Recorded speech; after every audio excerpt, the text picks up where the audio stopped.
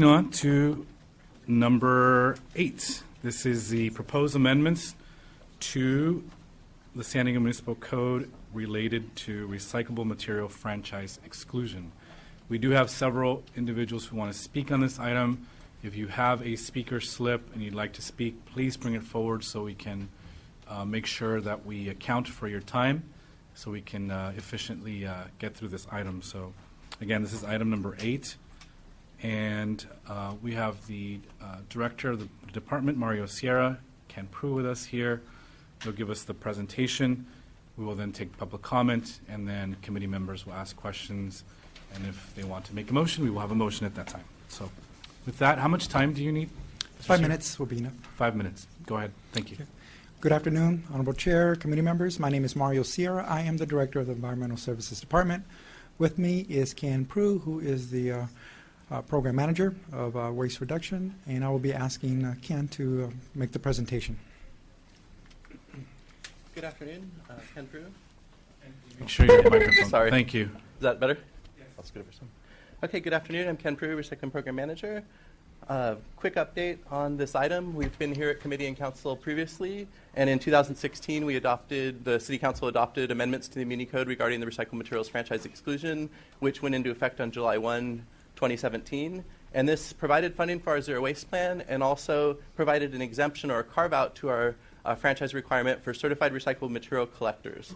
A couple of good notes on that is that it allowed a portion of the recycled materials which would otherwise be covered now under our franchise to be carved out in an exclusion where these certified collectors could collect material at a cost to the customers up to 1,000 tons.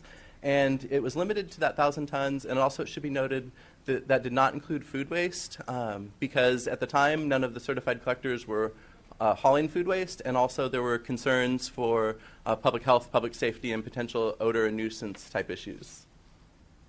As we got close to the implementation of the item, we received stakeholder input. We had concerns from a newly formed Healthy Soils Coalition. They raised issues and concerns primarily regarding the prohibition of the certified collectors collecting food materials. And also, we had concerns from our franchise haulers and our San Diego County Disposal Association, who are also a key stakeholder with the franchise-related issues. And to better understand that, we met with the Healthy Soils Coalition, and we also had 2 public meetings with all types of stakeholders to get input on the item and discuss the proposed changes. Our actual proposed revisions would basically allow food waste to be covered as part of the overall 1,000 tons that are allowed by the certified collectors. We had asks both for less and for more, so where this is really a middle ground, really trying to balance the approach.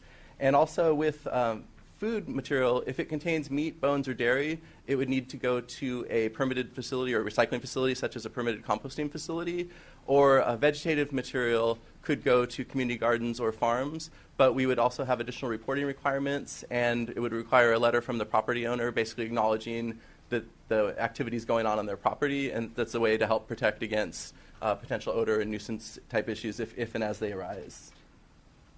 Also, it would include a single enrollment period consistent with our last time in 2016. Basically, it's about a 30-day period with the adoption of the ordinance where applicants could apply to become certified.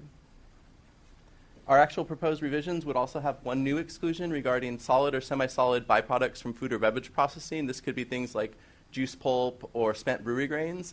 And with this, it could either be self-hauled by the generator. So if I'm a brewer, I could self-haul the material to a farm to be used for livestock. Or if I'm the farmer, I could go pick up the material from, say, the juice company or the brewery and take the material back to my farm and use it to feed my livestock. It would not allow third-party hauling. That would have to be done either by a certified recycler. If it's at a cost, it would have to be by a certified recycler or by a franchise hauler. But it's a unique carve-out that promotes and ensures the ongoing highest and best use of the materials where it's going to feed animals. We also have a new exclusion for liquid byproducts from food or beverage processing. This is primarily used cooking oil and grease trap pumpings. There are materials that are currently considered outside of our system, but because we were adjusting the Muni Code, we thought we could go ahead and add an exclusion here and provide clarity for a lot of the cooking oil companies and others that frequently ask questions as far as whether or how they fit in the system. So just providing clarity And one key point is that it would not include slurried material. So if someone was to take and grind the material and make it into a slurry, it would still technically be under our solid waste collection franchise system. Fiscal impact, we had already had up to $216,000 annual fiscal impact from our 8 existing certified collectors.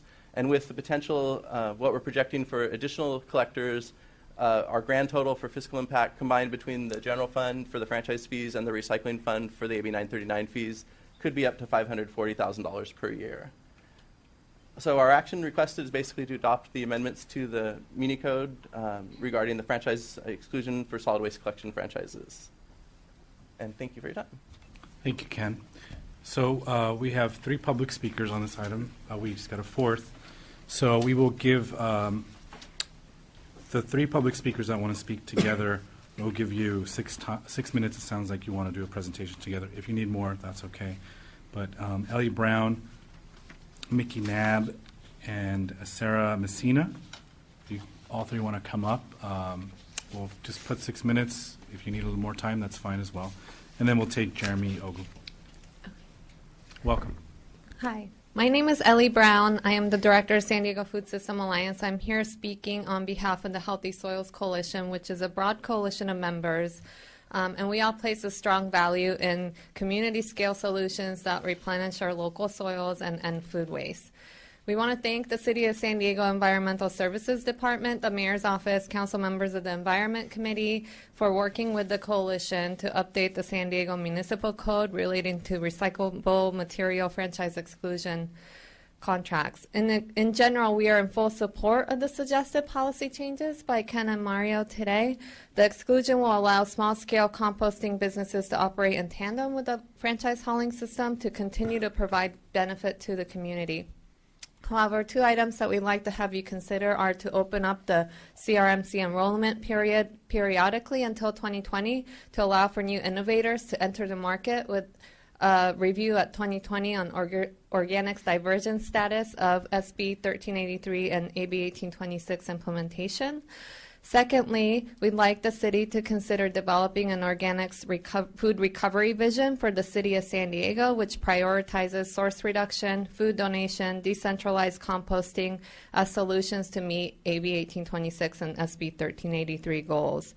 And in fact, as it relates to food donation and food recovery, one best practice example I'd like to suggest is City of LA and their recent franchise hauling contracts. After LA's redistricting process, the city included specific language in the hauling contracts to partner with nonprofits to provide funding towards the nonprofits to pick up edible food. And with this suggested policy today, we're making a lot of great headway in terms of community composting and animal feed. So the next step would be to create more headway towards food donation efforts in San Diego. Thank you so much. Honorable Council members on the Environment Committee, staff from the Mayor's Office, and staff from Environmental Services. My name is Sarah Boltwala-Mesina, and I'm the Executive Director of Inika Small Earth, which incubated Food to Soil exactly 2 years ago as a community-supported social enterprise. For the last 2 years, we've transformed food scraps into soil and jobs for our local communities from what is considered a gray area and a loophole in the municipal code. The revisions in front of you today will allow us to emerge from this gray area into legitimacy. Stepping out of this gray area and into the spotlight with us are broccoli stalks, citrus peels, wilted salad greens, coffee grounds, and juice pulp from all over the city. My teenage kids would call these the goody two-shoes of the food waste stream. Good boys and girls who have been kept from the playground because we are so focused on making the troublemakers, the meat, dairy, grease, and contamination, behave themselves. The revisions in front of you today will allow this trouble-free stream of food waste to go fulfill its purpose of returning nutrients and fertility back into our soil. The EPA forgot to put the tier of feeding the soil in its food waste recovery hierarchy. But the soil needs to be fed after we are done recovering food to feed humans and animals. By recommending the revisions in front of you today, you are acknowledging this tier that the EPA forgot. Because putting fertility back into our soil will require a slightly more nuanced strategy and tact than what large-scale composting and anaerobic digestion require from us. Our society provides jobs for chefs to prepare food and for farmers to grow food, but there are no jobs for those who want to dig deeper and build soil fertility. The revisions in front of you will allow organizations like Food to Soil to create a vocation for the soil growers interested in regenerating our soil's ability to not only sustain life on this planet, but also act as an efficient carbon sink. By recommending these revisions, you are distinguishing our city as not only the place for craft beer, but also for craft compost. Because there are so many discerning urban farmers and gardeners in this city who can't get their hands on small batch craft compost because there just isn't enough to go around. So thank you for doing all this. Above all, thank you for leading the way in showing local governments from all across the state and country in how a space for community-scale composting can be created in an elegant and fiscally responsible manner. Thank you. Hello, everyone. I'm Mikey Knabb. I'm here with the Healthy Soils Coalition. I represent Business for Good San Diego. There are 230 small business owners who have signed on as supporters of this coalition.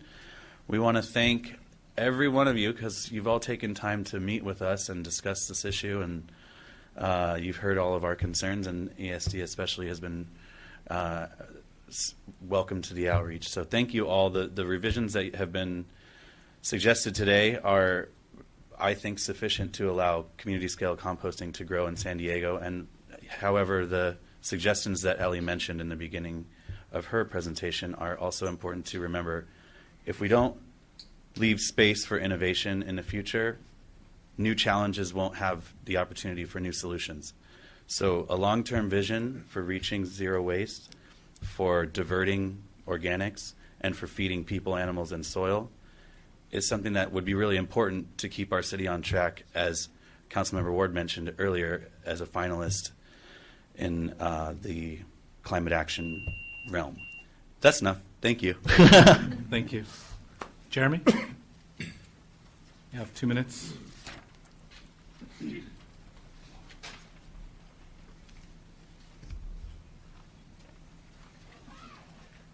Good afternoon. My name is Jeremy Ogle. I am speaking to you on behalf of the San Diego County Disposal Association, which represents the 3 largest franchise haulers in the city of San Diego.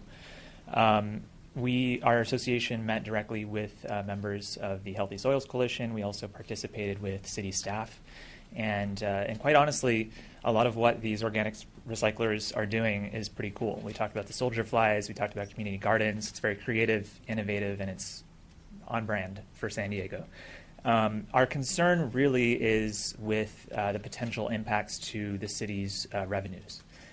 Every ton of food material that is excluded from the franchise is not subject to the $27 in fees that every ton otherwise would be paying into the city's refuse disposal fund and recycling fund.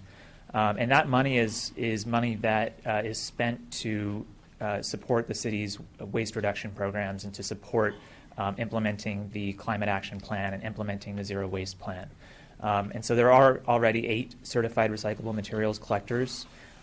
Each of them are allowed to take up to 1,000 tons in exempted material. So each of those is costing the city potentially up to $27,000. The concern that we have is that there's no limit on the number of CRMCs that could be certified if you adopt this ordinance as is. And so potentially we're looking at $5 million or more over the next 10 years, which will not be collected by the city and will not be available to support the everything that the Environmental Services Department does. So we do support the effort to find a solution and to allow the organics recyclers to continue to operate. We just ask that you look for some way to maybe place a cap on the total number of CRMCs or to limit the eligibility to get the CRMC certification to anyone who was operating before the municipal code change took effect on July 1st, 2017. Thank you for your time and thank you for your service to the city. Thank you. Okay, we will go on to committee questions, comments, and potential motion. So we'll start with Mr. Sherman. Yeah, thank you, and thank you all for being here, and thanks staff for all the work you put into this. This has been one of those issues we've been dealing with for a while here, and I think what we have before us today is the beginning of a very good start. I mean, both sides have come together. We've kind of reached a somewhere in the middle ground kind of solution to this, and I think that's usually where we end up with the best deal, is when neither side gets everything they want, but you come to a fairly good deal in the middle. And I think that there's chances in the future to tweak this as needed, depending on innovation. But what I see is before here right now with a couple of minor concerns, I think is worth moving forward to council for final decision. So I would make the recommendation that we forward this on to council. Okay, thank you very much. We'll move to Councilmember Ward. Thank you, Chair Alvarez. Thank you for the presentation today and the comments, and I appreciate that we're getting to a decent compromise here that is maybe even with a little more work might be something that everybody can get really fully behind. I think it's important that any action moving forward helps to spur further innovation on food waste recycling, and it does get us closer to meeting climate action plan goals. So thank you, city staff, for not just the presentation, but also working with the Healthy Soils Coalition and the franchise haulers on this item.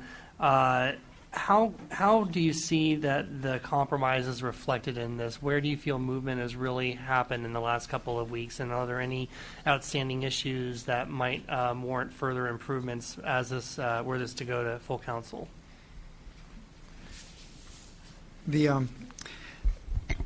If there was ever a case where where there was compromise and there's a balance recommendation, this is it. I think both sides had presented some valid points as to why their initial recommendations should be implemented. But in looking at the entire system, keeping in mind that a few years ago when we were first here discussing carving out the 1,000-ton exemption, it was with the intent to include those that were in business at that time. And that's exactly what we did when we initially carved out the 1,000 tons. It was right before full implementation that it was brought to our attention that there were these small, innovative groups that were participating in community gardens that were going to be in danger of not being able to continue their business plan. So because of it, we're here once again. The intent, I think, has always been to continue to allow those that are in business to remain in business. There is a significant financial impact, as been pointed out, which is one of the main reasons that we are recommending that this be a one-time opportunity for those that are in business to continue. But I think it's a fair compromise. And about that impact, I know the staff report says up to $540,000. I see that as it's really just the additional. Was it $316,000? In addition to there's the existing 216 and an additional 320,000 additional amount. I'm not going to do the math real fast. $330,000 that would come from this action. Do we anticipate that there would be, I want to say, savings in terms of extension of life for landfill, or in other words, are further opportunity to be able to divert, say, compost from land use volume? Would that further, or do we have some counterbalance to that loss of revenue that's here as part of this action too? Yeah, the implementation of the zero waste plan has already been taken into consideration, so we fully expect that by 2020 we'll be at 75% diversion, and then 90% by 2035, and then zero waste thereafter. We have included in our financial model the loss in revenue from that disposal, and that's why we made the switch from charging AB 939 and franchise fees on all tons collected. You may recall that. What this is doing is it's removing the tonnage that we were anticipating to be included in that financial model. So because of this extension of the carve-out, we've had to revisit our financial outlook and make some adjustments. And as we move forward, anytime that there is tonnage that's being removed from the AB 939 and from franchise fees, we need to make a tough decision as to whether or not that's prudent, because when zero waste gets implemented, fully implemented, we need to make sure that we support all the other citywide functions and services that are being provided. Okay. I know we're going to be talking about recycling at a later item, but how would the loss of the Recycling Enterprise Fund dollars affect recycling operations? Well, at this point, they will not. We're moving forward with our plans of building a resource recovery facility. We have an aerated static pile that we just received bids yesterday. That's going to allow us the ability of being able to handle additional organic processing, up to 40,000 tons per year, of which up to 20,000 tons could be food waste. Today, we are accepting approximately 8,000 tons of food. So we have a good plan in place, and it's going to allow for the additional growth, and that will complement whatever the franchise haulers are planning with their plans and their investments in their facilities. Okay, excellent. Thank you. Well, I do see this as a good start. I want to again thank staff for working with all the stakeholders on this, and I would be interested in hearing an update on this potentially by the next fall to see an analysis of the total tonnage per permit if expansion of the permits were appropriate at that time, possibly back for committee action. So if I could request of the motion maker, Mr. Sherman, just two quick friendly amendments that in addition to improving staff recommendations, that an analysis of the certified recyclable materials collector permits be provided to this committee during the fall of 2018, and an IBA analysis be included as well. Thank you. And then I'm happy to second the motion. Thank you very much, Mr. Ward. Just to try to get some things cleared up. So the cost per ton right now is $27? That's correct. Okay. And Mario, I think I just heard you say right now there's 8,000 tons of food waste? Food waste, approximately 8,000 tons of food waste that we are accepting at the Miramar landfill composting facility, yes. And so we have 9 franchise haulers? Correct. Parent companies. Okay. And the 8,000 tons are all being brought, or like the vast majority by them, or who's bringing the 8,000 tons right now to the landfill? It's being brought by the franchise haulers, four franchise haulers, but technically under 3 parent companies. 4 haulers are bringing in the 8,000? Yes. Okay. This would allow, do we know how many non-franchise haulers, so non-haulers would be doing food waste collection? It would really depend on, as far as, are you asking how many would become certified? Yes. Or with this, we're anticipating up to a few of the existing local companies, such as Food to Soil and others, to become certified, and potentially as our franchise haulers as well, because they could also take advantage of that certification. So it would be a possible net increase of up to 12 additional certified collectors. Okay. Do the folks with Healthy Soils, do you have any idea how many individuals or organizations are doing this or exist, planning to do this? I'm trying to get a sense of what to expect. Come on forward to the lectern there, please. I'm just aware of 2, Food to Soil and Closing the Loop. Not aware of anyone else. And how much tonnage are we talking about in the 2 that exist today? Potential. I don't have numbers for Closing the Loop, but Food to Soil, 1,000 tons is way beyond what we can is really comfortable for us. We're right now like at 50 tons or something per year. Okay, thank you. Very helpful information.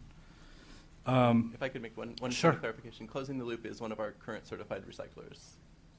We brought them under they applied with our last go round, so we helped them get certified. And we don't know how much tonnage though they believe or are capable of or are working with right now. They haven't reported to us on the food waste, but we were given numbers before combining Closing the Loop and Food to Soil in the range of, as I recall, probably 550 to 600 tons per year between the 2 regarding their food between waste. the 2. Yeah. Okay, thank you.